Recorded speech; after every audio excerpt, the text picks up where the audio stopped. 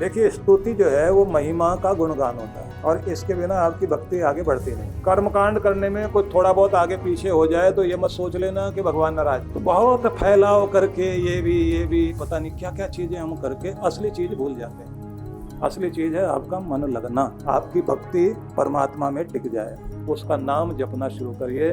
फिर आपके प्रेम के साथ आपकी अटैचमेंट परमात्मा से बढ़ेगी और नाम जपते जपते जब आप खो जाएं तो उसका मतलब हो गया कनेक्ट हो गए।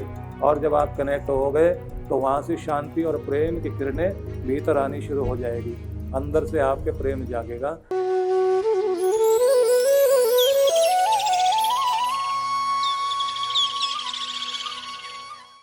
तो यहाँ बात ध्यान रखनी है, भगवान की स्तुति ये करनी चाहिए सुबह सुबह। सुबह सुबह स्तुति कैसे करनी चाहिए? जिससे भगवान के प्रति आपके मन में और अधिक प्रेम आ जाए। जैसे 17वें अध्याय में 7वां श्लोक है ना, जहाँ वो अर्जुन को कहते हैं मत्त परतरम नान्यत किंचिद अस्ति धनंजय, मेरे सिवा इस जगत का कोई भी किंचित मात्र भी कारण कार्य नहीं है। मतलब भगवान ही इस दुनिया का बनाने वाला कारण कार्य सब कुछ है। मयि सर्वमिदं प्रोतम सूत्रे मणिगणा इव, जिस तरह से माला के मणियाँ धागे पर टिकी होती हैं, उनका आधार धागा होता है, ऐसे ये पूरा संसार जिस धागे में बंधा हुआ है, धागा नहीं दिखाई दे रहा। जैसे माला के मणियाँ दिखाई देती हैं, धागा नहीं दिखाई देता, लेकिन धागे पर टिकी हुई है माला की मणियाँ। ऐसे पूरे संसार का धागा मैं हूँ और सारा संसार मुझसे ही बंधा हुआ है। तो मुझसे बढ़कर कुछ और नहीं है, ये बात जान। आपके जो वस्त्र है ना, महिलाओं के जो कपड़े हैं रंग बिरंगे हैं ना, तो है तो धागों का जाल। पुरुषों के पास इतना रंग बिरंगे नहीं होते, इनके 2 या 3 ही कलर होते हैं बेचारों के, उतने में काम चला लेते हैं पूरा। लेकिन सबके कपड़ों में धागों का ताना बाना है ना, तो ताने बाने से पूरा डिजाइन बन गया है। तो डिजाइन तो दिखाई दे रहा है लेकिन धागे नहीं दिखाई दे रहे। वही तो आप ओढ़ के बैठे हुए, पहन के बैठे हुए हो। तो जो दुनिया दिखाई दे रही है, दुनिया का डिजाइन दिखाई दे रहा है और सारी चीज़ें दिखाई दे रही है, लेकिन जैसे आपके वस्त्रों में धागे छिपे हुए हैं, ऐसे सारी दुनिया का धागा बन कर के जो सबको आधार बनाए हुए अपने ऊपर टिकाए हुए है, उस शक्ति का नाम ही परमात्मा है। भगवान श्री कृष्ण कहते हैं तुम उसकी शरण में जाओ, उससे बढ़कर कुछ भी और नहीं है। अब उसकी स्तुति करनी चाहिए। अब स्तुति कैसे की जानी चाहिए अब वो बता देता हूँ। मैं बहुत सारे श्लोक इसलिए पढ़ रहा हूँ आज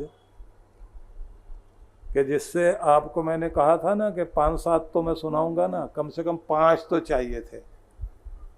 और कल का दिन पूरा सामने बचा हुआ, कल शाम को ही मिलेंगे हम, सवेरे तो हवन है, तो इसलिए आपको थोड़ा जल्दी जल्दी बता देता हूँ। देखिए, स्तुति जो है वो महिमा का गुणगान होता है और इसके बिना आपकी भक्ति आगे बढ़ती नहीं। एक तो है जप, एक है स्तुति, एक है संकीर्तन। तीनों को समझ लीजिए। नाम जपना, मुंह से बोलकर उच्चारण करना, होठ हिलाते हुए उच्चारण करना, अंदर अंदर जीभ चलती रहे ऐसे उच्चारण करना, ये सब जाप। मन मन में उच्चारण करना, ये सब जाप है। इसका भी एक नियम है, तज्जपस तदर्थ भावनम। जैसे जैसे जाप करते हैं वैसे वैसे भावना बनाएं। याद रखना, कर्म कांड में अपने को नहीं उलझाना। बहुत सारे कर्म कांड में जब उलझा देते हो ना, तो आप बाहर खड़े रह जाते हो, आपका ध्यान भगवान में लग ही नहीं पाता। दूसरी बात, कर्म कांड करने में कुछ थोड़ा बहुत आगे पीछे हो जाए तो ये मत सोच लेना कि भगवान नाराज। दिया बुझ गया, आज फलानी चीज गिर गई, आज ये नहीं हुआ, वो नहीं हुआ, फूल ठीक से नहीं मिले, ताजे नहीं थे, ये नहीं था, वो नहीं था, इस सब में नहीं पड़िए। आप अपने पूजा पाठ के कर्म कांड के विधि विधान को प्रेम से करते चले जाइए। आपकी चीजें बाहर कम ज्यादा हो सकती हैं, मन को कम ज्यादा मत होने देना, मन पूरा टिकाइए, प्रेम पूरा बनाइए। जैसे जाप करें वैसी भावना बनाओ। और ज्यादा जगडवाल में पड़ गए आप, बहुत सारे लोग करते हैं, बगीचे में आसपास के पार्क से जो अभी फूल खिलने लग रहे हैं, यहाँ से भी तोड़े, वहाँ से भी तोड़, और कहीं तो ऐसी बगिया उजाड़ महिला होती है, सुबह सुबह कहाँ कहाँ से सब के तोड़ ताड़ के ले जा करके भगवान को पूरा पल्ला भरा, लो भगवान रखो।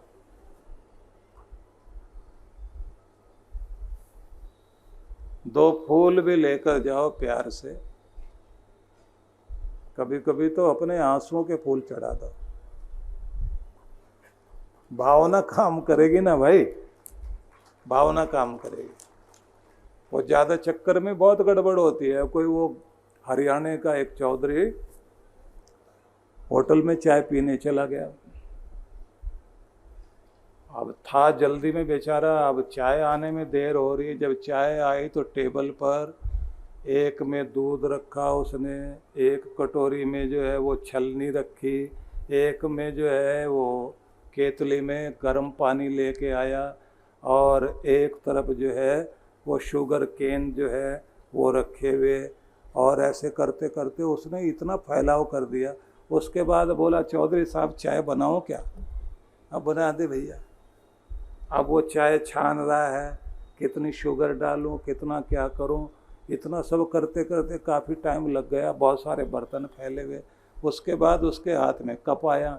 अब जब चाय पीने लग रहा था, उसके बाद वो बहरा खड़ा खड़ा बोला, चौधरी साहब कुछ और लाऊं क्या? बोले, भैया इच्छा तो पकौड़े खाने की भी थी, पर डर गया हूँ कहीं तू यहीं कढ़ाई लेके बेसन वेसन लेके ना आ जाए, और यहीं टेबल पर कढ़ाई चढ़ा के बैठ गया, तो इसलिए चाय पी के जाने दे। तो बहुत फैलाव करके ये भी पता नहीं क्या क्या चीजें हम करके असली चीज भूल जाते हैं। असली चीज है आपका मन लगना, आपकी भक्ति परमात्मा में टिक जाए। तो क्या क्या करोगे, जल्दी जल्दी सुन लेना। एक तो परमात्मा को, प्यारे ईश्वर को जिस रूप में पूजते हो उसे श्रद्धा भाव से प्रणाम करो, घुटनों के बल बैठकर, और उसकी महिमा का गान स्तुति के रूप में करो। दयालु तू, सब पर दया करने वाला, तुझसे बढ़कर रहम खाने वाला दुनिया में कोई नहीं है। जिसको तरस आता है वो तू ही है। दुनिया निर्दयी हो सकती है, पर मेरे मालिक दयालु तो तू ही है। तुझ दयालु को प्रणाम करता हूँ। हे संकट मोचक परमात्मा, दुख दूर करने वाले दाता, तुझे बारंबार प्रणाम। तू मेरा साथी बनकर हर पल साथ देता रहा है। तू ऐसा दाता है, तेरा दिया हुआ ही मेरी झोली में दिखाई देता है। हाथ जोड़ने वाले अनेक हो सकते हैं, झोली भरने वाला तो एक तू ही तू है। मैं तेरी शरण में हूँ मेरे परमात्मा, तू ही पतित पावन है। पतितों को पावन करने वाला, निर्मल करने वाला, अपने चरणों में लगाने वाला, और अपने दर से किसी को भी खाली नहीं जाने देता। तो सबसे बड़ा दुनिया का राजा है। तुझसे बढ़कर शक्तिशाली कोई भी नहीं है, और तुझसे बढ़कर मेरा अपना भी कोई नहीं। तुझे बारंबार प्रणाम, प्रणाम प्रभु, प्रणाम प्रणाम प्रणाम। ऐसे भगवान को प्रणाम करिए। और जब आपके अंदर बहुत प्रेम जाग जाए उसके बाद अपने भगवान का नाम जप करना शुरू कीजिए। ये जो आपने भगवान की महिमा कही है कि तू ये भी है, ये भी है, ये भी है, ये भी है, तो इस महिमा को कहने का मतलब होता है स्तुति करना, तारीफ करना, जिससे दिल में और प्यार जाग जाए और उसके बाद उसका नाम जपना शुरू करिए।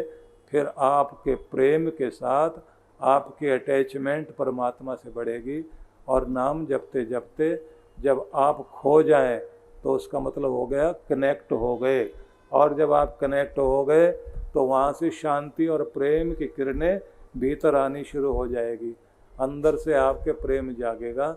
आप अपनी आँखों में प्रेम भरकर सबके कल्याण की कामना करना, हे दाता सबका भला करना, सबके घर में खुशी देना, इस दुनिया में कोई भी कहीं भी है सबके कष्ट निवारण करना, सबको रोजी रोटी देना, सबका भला हो भगवान, कोई भी कहीं भी दुखी ना रहे, मैं सबके लिए मंगल कामना करता हूँ, तेरी शरण में हूँ, तेरा नाम जपता हूँ। ऐसे बोलते बोलते फिर जाप शुरू कर दीजिए। ओम नमः शिवाय, ओम नमः शिवाय, ओम नमः शिवाय, ओम नमः शिवाय। तू ही तू, तू ही तू, तू ही तू, तू ही तू, तुझसे बढ़कर कुछ भी नहीं है, तू ही सब कुछ है। ओम नमः शिवाय, ओम नमः शिवाय। ऐसे बोलते बोलते भगवान से अपने आप को जोड़ दीजिए, तो आप देखोगे आशीष मिलता हुआ महसूस होगा। तो भगवान से जुड़ना, कनेक्ट होना और उसकी कृपा को महसूस करना, और उसके बाद जब आप कनेक्ट हो जाएं उसके बाद हाथ फैलाना और कह देना,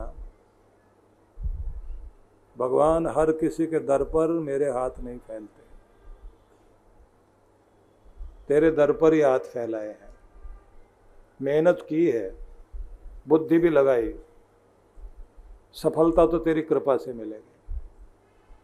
कोई रास्ता बना भगवान, रास्ता दिखा, मेरे काम पूरे हों, फिर आप मांगना भगवान से। और आगे फिर क्या करना, धन्यवाद, जो जो भगवान ने दिया वो सबको ध्यान में रखकर धन्यवाद करना, और साथ में कहना ये कृपा हमेशा बनाए रखना मेरे प्रभु, अपने बच्चे को बोलना नहीं। ऐसे आप बोल के देखिए तो कृपा होगी। तो जितने श्लोक मैंने सुनाए उन्हें ढूंढ लीजिए, गीता रखिए अपने पास और उनको आप नोट करके रख लो अपने पास।